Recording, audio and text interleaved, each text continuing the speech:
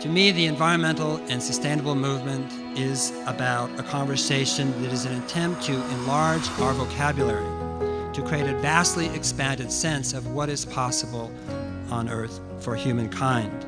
It is a language of relationship, it's a language of kinship, it's a language of inclusion, it is the language of generosity.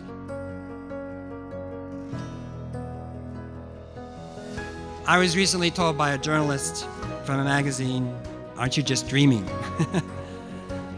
I said, absolutely, I'm dreaming. And it is our right to dream. It is something that we owe our children's children. A dream is a gift to the future, and the future is begging. I dream of a U.S. that actually has an energy plan and a climate plan, a 100-year plan, not a midterm election plan, a water plan to get rid of all the corporate pollutants in our riparian corridors and in our streams, a biodiversity plan, a plan to eliminate poverty, literacy, a plan that ensures no child here or anywhere goes to bed hungry. I dream of another UN team shutting down the 10,000 chemical plants in this country, which are essentially biological weapons waiting to happen. I dream of getting my government back, a country of, by, and for the people. And I dream of a country that can say that it's wrong, that it's sorry.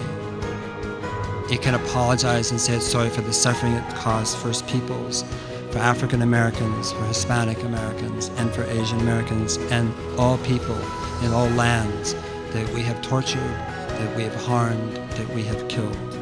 A country big and generous enough to pay reparations and build new schools in inner cities and act with decency. Eduardo Galeano talks about a dream time, when historians will stop believing that countries enjoy being invaded, when the world will no longer be at war against the poor, but against poverty, where the weapons industry will have no choice but to declare bankruptcy, when nobody will die of hunger because nobody will have indigestion. And the street children will not be treated as if they were trash, because there will be no street children, because a black woman will become president of Brazil, and another black woman president of the United States, and an Indian woman president of Guatemala. These dreams are pipe dreams unless we act politically. I dream that we will become a political movement, not simply one called by the name of a color, but by the name of an ideal. What should we call it? Freedom.